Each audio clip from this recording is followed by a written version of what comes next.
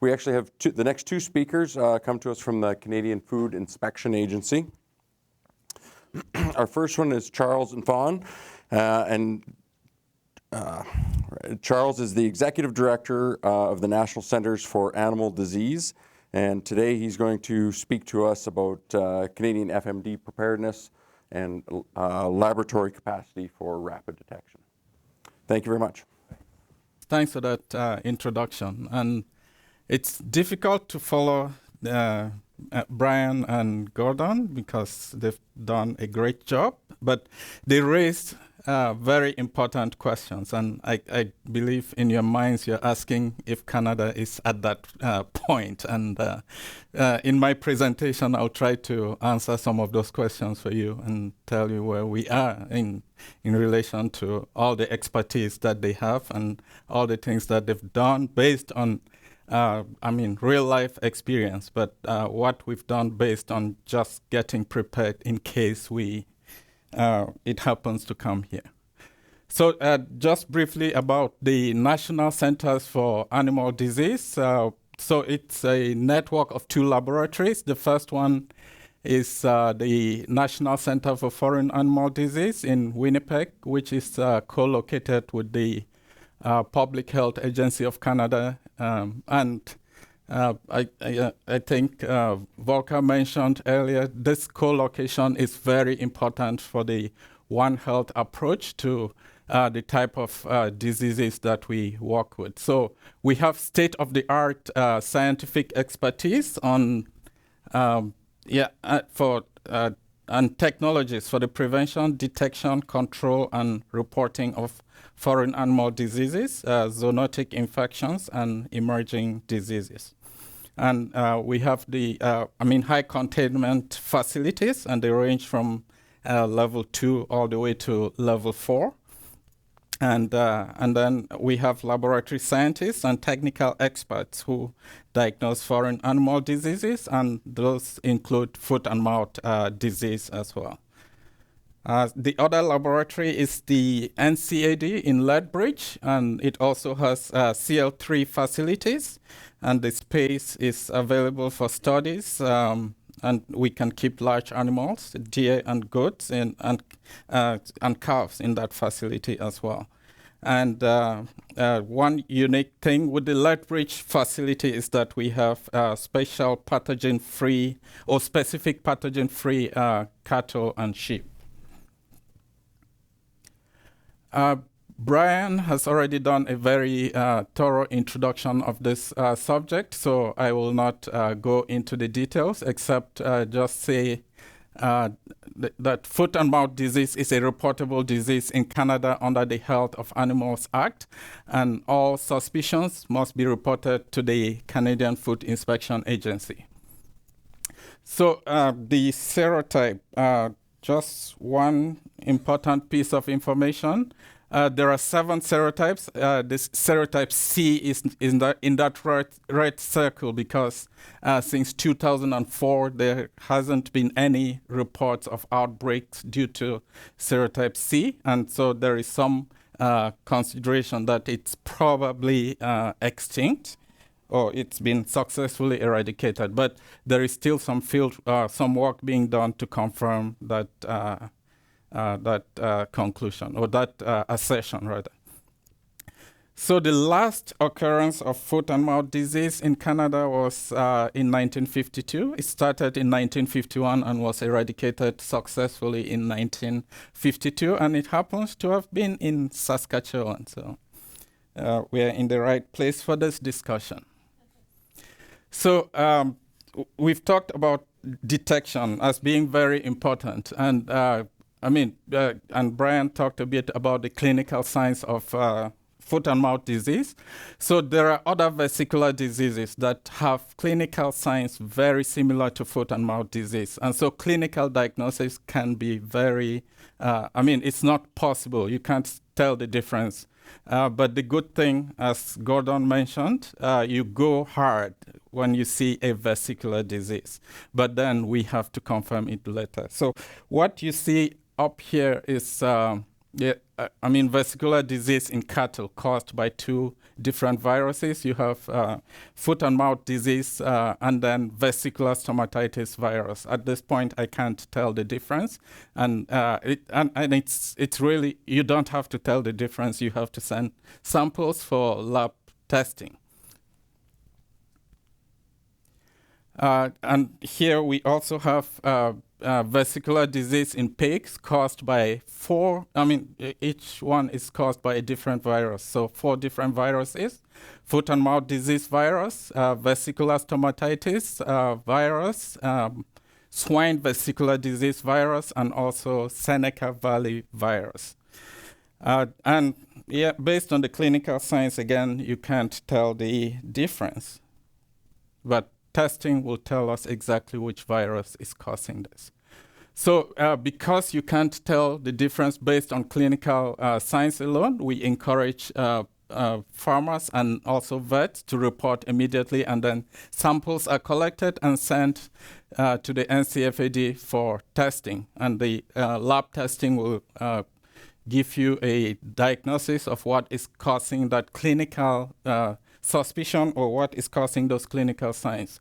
And in recent years, we've been lucky that the samples that come to us are negative for foot and mouth disease, and hopefully it stays that way for a long time or forever. And then we've had the opportunity to maybe practice some things based on the recent outbreaks that we have had of Seneca Valley virus, which of course is significantly less consequential compared to foot and mouth disease. So laboratory diagnosis of foot and mouth disease, Brian mentioned some of this already, but we do real-time reverse transcription polymerase chain reaction. This is a very sensitive test, and we can get results within hours of receiving the sample in the lab. Virus isolation for a long time used to be the confirmatory test. It's also very sensitive but slow, because you have to let the virus grow for at about 4 to 5 days, and you might have to do 2 cycles of amplification in susceptible cells. So we also can detect the antigen, and then there is electron microscopy. So electron microscopy will tell you that you have a picorna virus in a sample, and the FMDV, swine vesicular disease, and Seneca Valley virus, those are picorna viruses. So electron microscopy will identify those, but it will not tell you which one specifically is responsible. So in addition to that, we have to do testing. But if it's a vesicular stomatitis virus, of course, it looks different. It's a rhabdovirus, so it's different from the other viruses. So we also do antibody detection, and we have an in-house developed test, which has also been shared with other laboratories and with Panaftosa for perhaps production of kits and distribution in South America. But what this test does is it detects antibodies irrespective of which foot and mouth disease virus serotype is infecting an animal. And it's because the 3ABC gene, rather, is highly conserved between serotypes, and so it helps in that way. And then this is also a test, like Brian mentioned. So you need to do differentiation of infected animals from vaccinated animals. So this is a test that is used for that purpose. And we have assays that can also detect antibodies to specific serotypes of foot and mouth disease virus. And virus neutralization test is also based on the same principle. It detects neutralizing antibodies to specific serotypes. So in the next few slides, I will just tell you what we've done over the years and how the testing capacity has evolved from the 2000s up to the present day.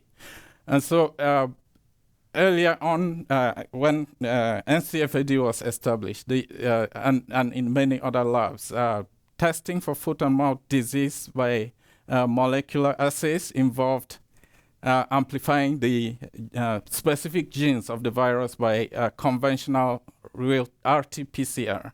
And then that product was analyzed on a gel, and based on the size of the bands when you run on the gel, you could conclude what virus was responsible for the vesicular disease, and which FMDV serotype, if it was foot and mouth disease virus. So with that test, you got results within 24 to 48 hours, which is a long turnaround time, considering that you need to get results as soon as possible. So over the years, technology improved significantly, and now we have what is called the real-time reverse transcription polymerase chain reaction. And what is good about the test is that you're seeing the results in real time as the sample is being amplified, and then you can already tell, even before this 4-hour mark, that you have a problem, that you have foot and mouth disease in your sample. And then with improving quality of reagents, we've also gotten to a point where we can take the sample and then just test directly without having to extract nucleic acid, and that buys us plenty of time. And so with that approach, and we require specific samples for this type of testing, with that approach, we get results in significantly less than 4 hours. There's been plenty of talk about whole genome sequencing. So in this slide, I will just show the evolution of genome sequencing at the NCFAD over time. And the first approach that we had was focusing on VP1 sequencing. And in that method, you had to amplify the VP1, that's the one of the capsid proteins, and which happens to be one of the most variable proteins, and so it was selected earlier on as the target for sequencing, so it could show you the evolution of the virus and then give a good distinction between serotypes. So what we did initially was amplify and then run what is called Sanger sequencing, and that took about 24 to 48 hours to get results. But in 2017, we established a genomics unit, and from that point on, the unit established capacity for full genome sequencing. And so the first the first piece of equipment that was obtained was the Illumina MySeq, which allowed us to obtain a whole genome sequence within 24 to 48 hours. And of course, it eliminated the cumbersome process of having to run stuff on a gel and then cut bands and purify them before sequencing. But then we continued looking for ways to improve the turnaround times and also the quality of the sequences that we get. And today, with good quality samples that contain high amount of virus, we can sequence foot and mouth disease on a piece of instrument called the nanopore, and then get results within 24 hours. Actually, the results are being analyzed as the sequences are generated, and you could actually tell what you're dealing with within 1 hour of loading the sample onto this instrument. And so the advantages, Brian talked about this again, but the advantages here is that we can identify the FMDV serotype. You can also identify the subtype and potentially the origin of the virus. And this same information can be used to generate that plot that Brian presented, and then find any missing links and things like that, and help in the molecular epidemiology of that outbreak. In in addition to that, we also have that capacity to get a good sequence of the capsid region. So as Brian presented, what you need for a good vaccine antigen is the capsid. And that capsid is encoded by a gene called the P1 gene. And so if you get a sequence of that P1 gene with the recent technology, you can use the P1 gene to do vaccine matching. Yeah, and then if you want to go into details, I mean, you can also use the whole genome sequence to look at potential recombination of gene segments. And with recent studies and publications, it's shown that if two serotypes of foot and mouth disease infect an animal at the same time there is exchange of gene segments. The significance of those exchanges we don't know fully well, but it's something that is generating a lot of interest, and more studies are going on to see what significance, but some of them could potentially enhance the virulence of some of these viruses.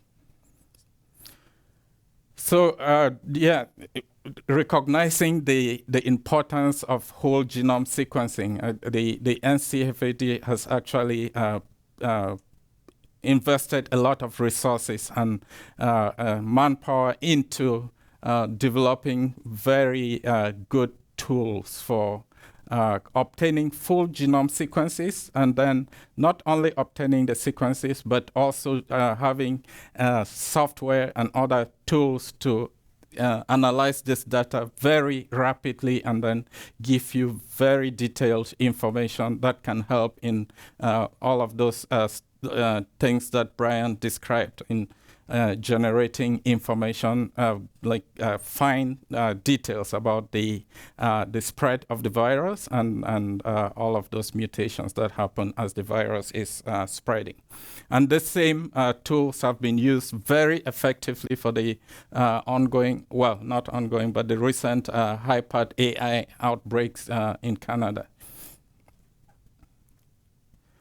The other diagnostic approach that, I mentioned antigen detection, and then antigen detection actually helps with identification of serotype as well. And this is, the antigen detection ELISA was a very useful tool in the early years of FMD detection, because that was perhaps and still is the only way of identifying the serotype in some less developed countries. And so, so we continue to maintain that capacity and to improve that capacity both for ourselves and for our partners in endemic countries. And the original approach was to use polyclonal serum to develop these assays, and we still have stockpiles of polyclonal serum that we use for antigen detection ELISAs.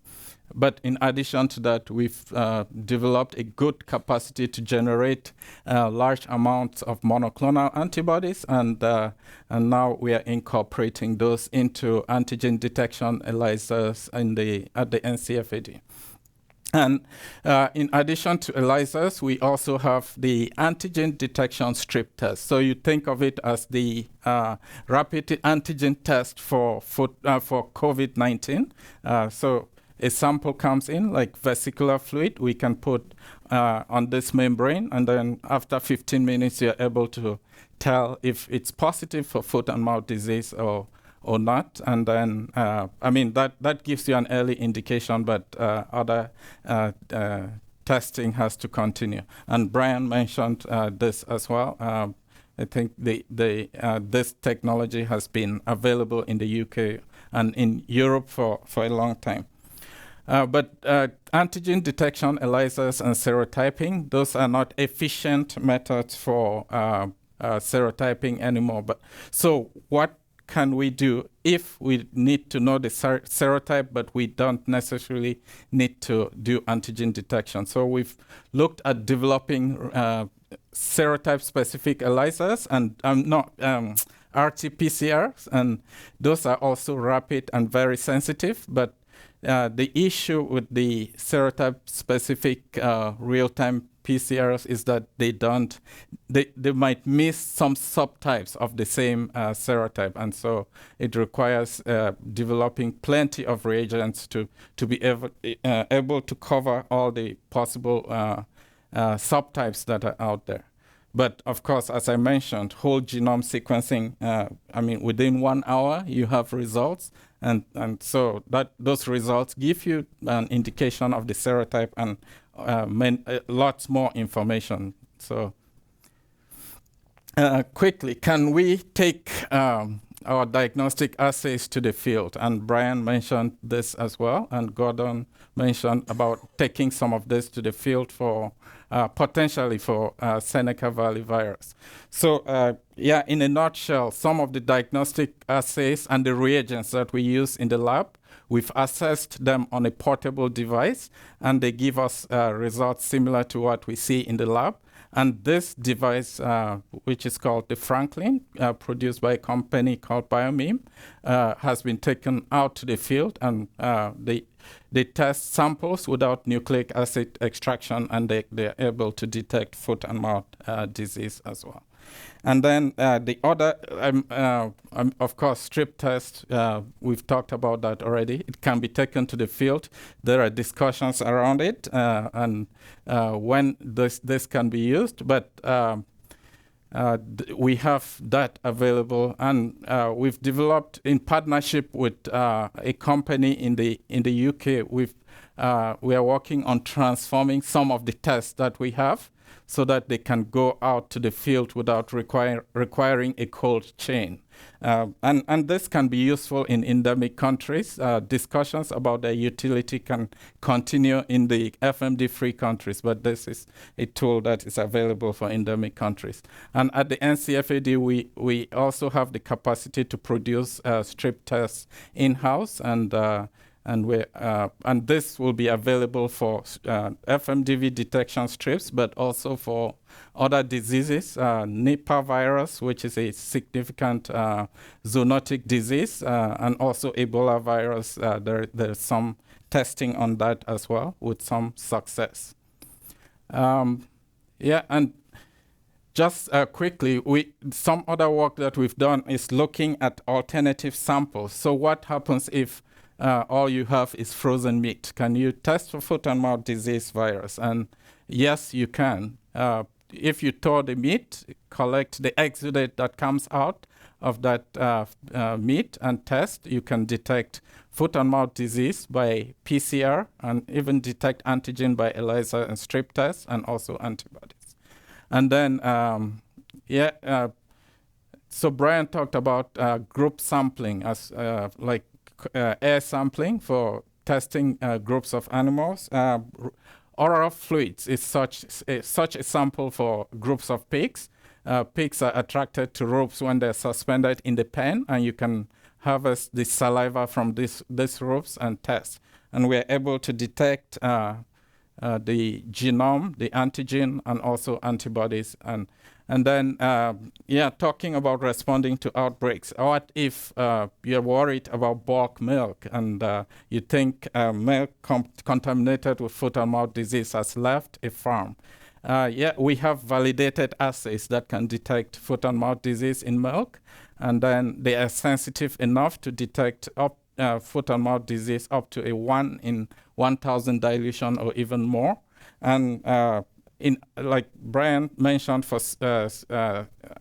virus detection in blood, you can also detect foot and mouth disease in milk up to 4 days before cows start showing clinical signs.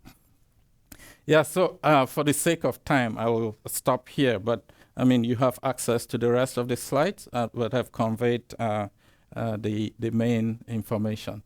And I mentioned about vaccine matching already. So this is some of the technology that we're developing in-house. If we had to vaccinate and we needed to select a good match, we can do that based on the full genome sequencing data that we can rapidly generate in-house. So we are in a good place if we had to make decisions about vaccination. Thank you.